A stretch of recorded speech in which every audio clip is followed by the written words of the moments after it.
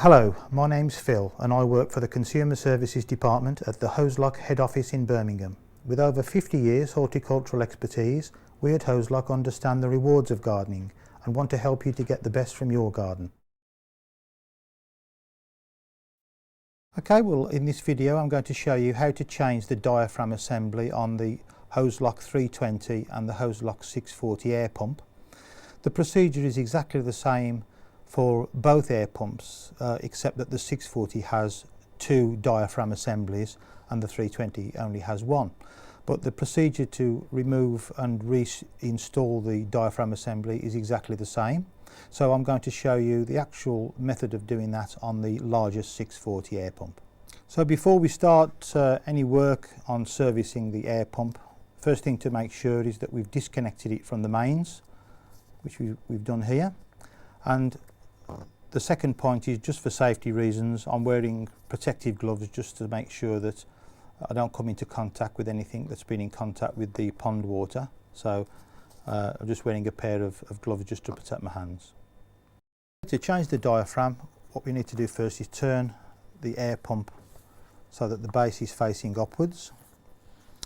On the base there are 4 screws that are hidden behind 4 rubber plugs, so we need to take those little rubber bungs out. I'm going to use a pair of pliers just to make it easier, but they just pull out like so. Now we've taken the 4 rubber plugs out, you can see the 4 screws, and we're just going to remove the 4 screws with a posi drive or Phillips screwdriver.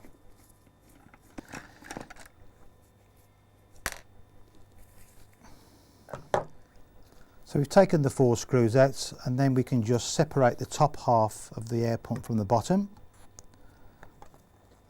There are some wires to connect the flow regulator knob to the main chassis, but that can just be put to one side.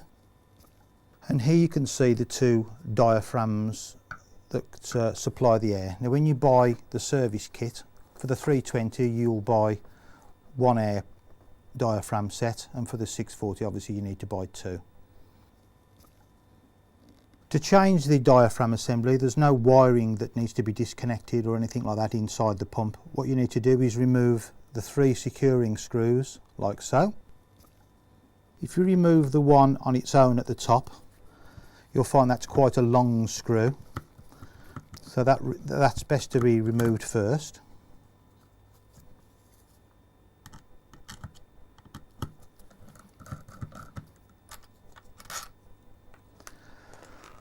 The other 2 screws, you only need to actually loosen one of them and then remove completely the second one, just to save a bit of time and to save you losing things. With the second screw removed, you can then move the retaining strap out of the way. So with the securing strap out of the way and all the screws removed, we can then take the diaphragm assembly out of the body. You'll notice it brings 2 little air tubes with it. These can then just be removed for refitting onto the new diaphragm assembly. And also there is a little metal washer there that also needs to be taken off, so that that can be fitted onto the new one as well. So to refit the new diaphragm assembly, we first take it out of the blister pack like so.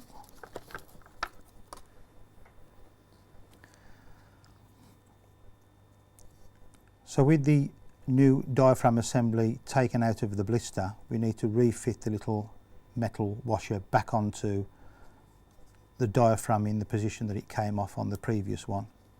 You may need to squeeze these 2 plastic ribs together to enable the washer to be fitted on properly.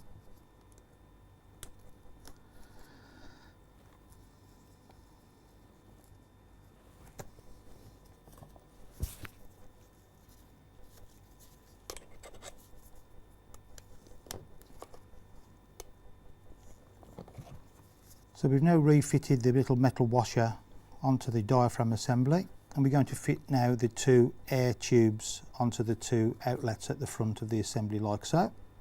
Push those fully on, and these are then pushed onto the 2 outlets that are on the body of the diaphragm assembly of the air pump.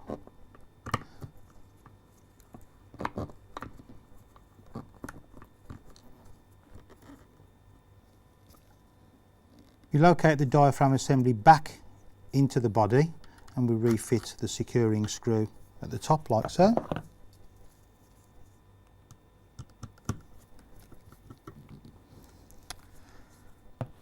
You can then swing the securing strap into place and refit the securing screw and tighten both screws fully down. So that's the first diaphragm fitted to the air pump assembly. The procedure for the second diaphragm is exactly the same as I've showed you, so we can assume that we've replaced both diaphragm assemblies and we just need to put the lid back onto the air pump and secure it with the 4 screws. So refitting the lid, making sure that it locates properly, and turn the assembly upside down and refit the 4 screws.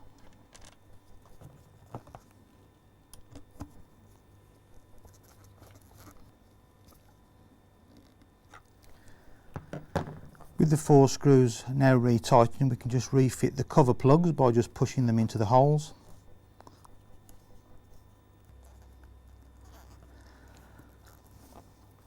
Turn the unit back the right way up.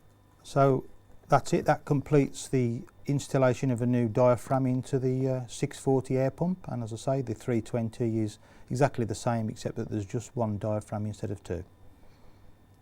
That's it, job done.